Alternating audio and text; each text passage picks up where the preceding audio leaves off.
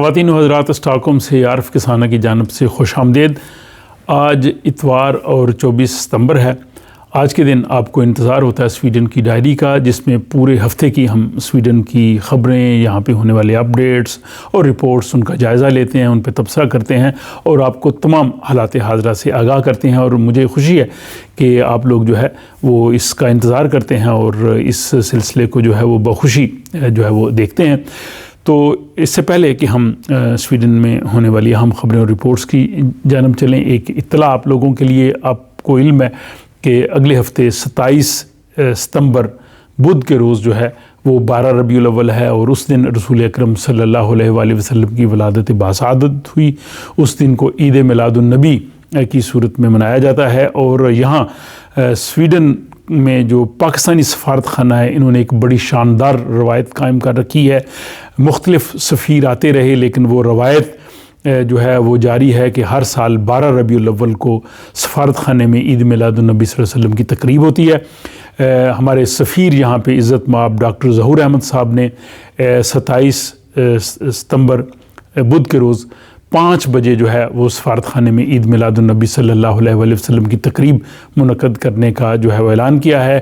اس لحاظ سے میں یہ کہوں گا کہ جو لوگ بھی اسٹاک ہوم اور گرد و نواح میں رہتے ہیں وہ اس تقریب میں ضرور شریک ہوں اور رسول پاک صلی اللہ علیہ وسلم سے اپنی محبت کا بھی اظہار کریں، اور سفارت خانے نے جو ایک اچھے جو ہے وہ ایک روایت قائم کی ہے، اس کا تسلسل بھی جاری رہ سکے۔ اب ہم چلتے ہیں سویڈن کی خبریں۔ تو سویڈن کی سب سے پہلی خبر یہ ہے کہ کل ہفتے کے روز سویڈن کی جو ایک موٹر وے ہے E6، اس میں لینڈ سلائیڈنگ ہوئی ہے، جس سے اس علاقے میں کافی جو ہے وہ تباہی ہوئی ہے۔ وہاں پہ ایک ریسٹورنٹ تھا، وہ بھی اس کی زد میں آیا ہے، اور کافی بڑے گڑھے پڑ گئے ہیں، کچھ 3 لوگ جو ہے وہ زخمی ہوئے ہیں۔ ایک بس بھی جو ہے وہ اس گڑھے میں گر گئی تھی۔ تو اب جو ہے وہ انہوں نے اس کے لیے ایک متبادل روٹ بنا لیا ہے۔ یہ گوتھنبرگ سے اوسلو کی جانب جانے کے لیے E6 جو ہے وہ سڑک استعمال ہوتی ہے، تو اب کچھ عرصہ کے لیے اس پہ سفر کرنا ممکن نہیں ہوگا، اس کے لیے آپ کو متبادل راستے سے جانا پڑے گا۔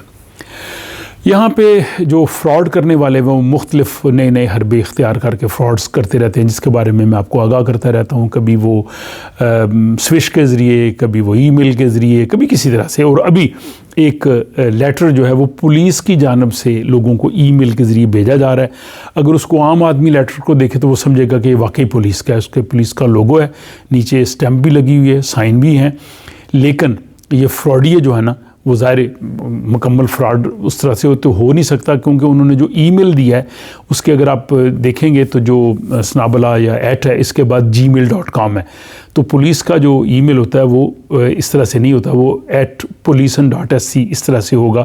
تو میں نے پولیس والوں کو بھی یہ اطلاع دی ہے، انہوں نے کہا جی کہ یہ بالکل یہ فراڈ ہے۔ تو اگر آپ کو اس قسم کا لیٹر کبھی ٹیکس آفس سے کوئی بھی، اس کا ای میل ضرور چیک کریں کہ اس کے آخر میں کیا ہے، یا متعلقہ اتھارٹی سے پوچھنے کے بعد پھر آپ رسپونڈ کریں۔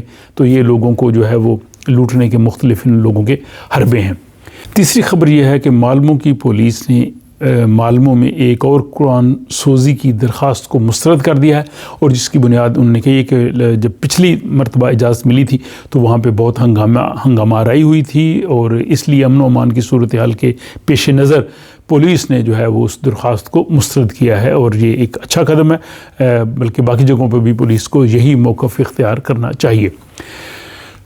آپ نے جو 3 منٹ میں نیوز لگاتا ہوں ہر روز منڈے ٹو فرائیڈے، اس میں آپ نے دیکھا ہوگا کہ سویڈن کے مرکزی بینک نے شرح سود میں 0.25% اضافہ کر کے اس کو 4% کر دیا ہے، لیکن آپ جب بینک کے پاس جائیں گے تو وہ آپ کو ڈیفینیٹلی 4 سے زیادہ دیں گے۔ اور بینک نے کہا ہے کہ ہمیں انفلیشن کو کم کرنا ہے، افراط زر کو کم کرنا ہے، اور انفلیشن ابھی کم ہوا ہے لیکن ابھی بھی زیادہ ہے۔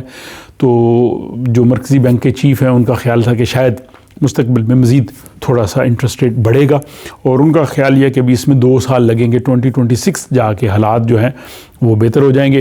اور لیکن اس کے باوجود جو مکانوں کی قیمتیں اس کے بارے میں توقع کی جا رہی ہے کہ وہ جو ہے وہ بڑھنے کی طرف گامزن ہو سکتی ہیں۔ اس کے بعد اس ہفتے ایک اور افسوسناک واقعہ ہوا ساندویکن شہر میں، جہاں پہ ایک پب میں فائرنگ ہوئی جس میں 2 افراد ہلاک ہوئے، 2 جو ہے وہ زخمی ہوئے، اور پولیس کا کہنا ہے کہ اصل ٹارگٹ ایک ہلاک ہونے والا شخص تھا، باقی 3 لوگ جو ہے وہ اس کی زد میں آئے. تو یہ افسوسناک واقعات جو ہیں وہ یہاں کے ماحول کے لیے بڑا جو ہے وہ خطرہ ہیں.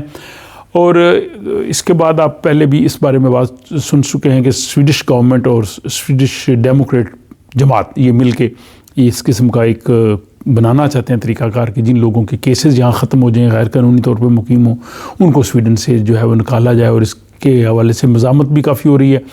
ڈاکٹرز اور ٹیچر جو ہیں وہ کہہ رہے ہیں کہ وہ اس طرح سے وہ ان کے ساتھ کوآپریٹ نہیں کریں گے, لیکن گورنمنٹ چاہتی ہے کہ ایسے سینٹرز بنا لیے جائیں جن کے کیس ختم ہو چکے ہیں, ان کو سینٹرز میں رکھا اور پھر ان کو واپس ان کے ملکوں میں بھجوایا جائے. اور اس کے لیے بجٹ میں کافی وہ رقم بھی رکھ رہے ہیں. سویڈش حکام نے اس اطلاع کی جو ہے وہ تردید کی ہے کہ سویڈن کے پری اسکولز 4 اسکولوں میں بچوں کو جنسی تعلیمات دی جا رہی ہیں. انہوں نے کہا جی کہ اس حوالے سے پروپیگنڈا کیا گیا ہے کہ اسٹاک ہوم, گوتھنبرگ اور مالمو کے پری اسکولز میں 4 اسکولوں میں بچوں کو بہت چھوٹی عمر سے جنسیات کی تعلیم دی جا رہی ہے. انہوں نے کہا جی کہ اس حوالے سے تمام اطلاعات بے بنیاد ہیں اور یہ پروپیگنڈا ہے, اور اس حوالے سے سویڈش ریڈیو اور ٹیلی ویژن نے جو ہے رپورٹس جو ہے وہ نشر کی ہیں. سویڈن کے ہسپتالوں میں ایمرجنسی کے لیے جو وقت کا انتظار کرنا ہے اس میں اضافہ ہوتا جا رہا ہے. اور پچھلے سال 18 لاکھ لوگوں کو ایمرجنسی جانا پڑا اور ان کو کافی انتظار کرنا پڑا. اس میں یہ صورت سامنے آئی ہے کہ مردوں کی نسبت عورتوں کو زیادہ انتظار کرنا پڑتا ہے ڈاکٹر کی ہیلپ کے لیے جب وہ ایمرجنسی ٹریٹمنٹ کے لیے جاتے ہیں. اور اسٹاک ہوم اور اپسالا اور سکونے کے علاقے میں تقریباً 5 گھنٹے انتظار کرنا پڑتا ہے, یہ اوسط ہے. جبکہ جو کھالمار کا علاقہ ہے اس میں مریضوں کو سب سے کم انتظار کرنا پڑتا ہے اور وہاں پہ انتظار کا جو وقت ہے وہ 3 گھنٹے 10 منٹ ہے.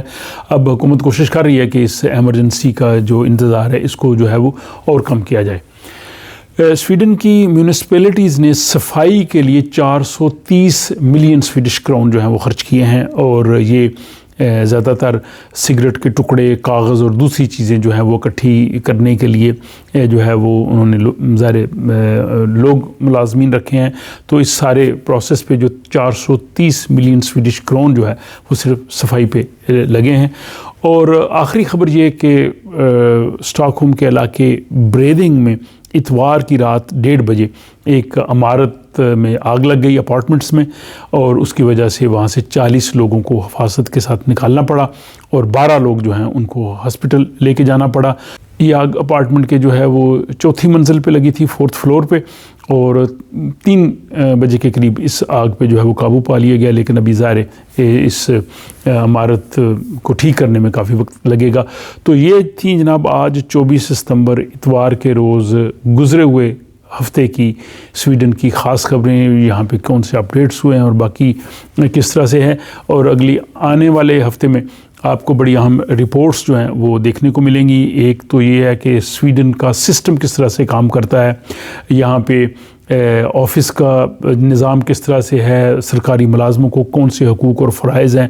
اس حوالے سے بڑی ڈیٹیلڈ جو ہے وہ ایک ٹاک ہے ہمارے دوست جناب ابرار اکبر صاحب, جنہوں نے ریسنٹلی ہمارا ایک سیمینار ہوا تھا اس میں جو انہوں نے کی تھی, وہ آپ کو دیکھنے کو مل سکے گی.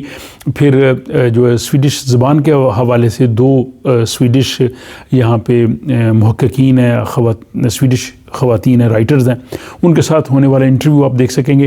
اور پھر جو بجٹ آیا ہے, اس بجٹ سے جو امیگرنٹ لوگ ہیں, تارکین وطن سویڈن میں رہتے ہیں یا جو آنے والے ہیں, نئے بجٹ سے ان کو کیا فائدے کیا نقصانات ہیں. تو اس طرح کی بہت سی رپورٹس جو ہیں آ رہی ہیں. اور اب دوسری میری کوشش یہ ہوگی کہ منڈے ٹو فرائیڈے ہر روز 3 منٹ کی خبریں آپ کو لیٹسٹ اسی دن کی چیزیں جو ہیں وہ اردو ہندی میں دیکھنے کو مل سکیں. تو آپ لوگوں کے تعاون کی ضرورت ہے. اپنا خیال رکھیے گا اور کمنٹس ضرور جو ہے وہ لکھتے رہیے.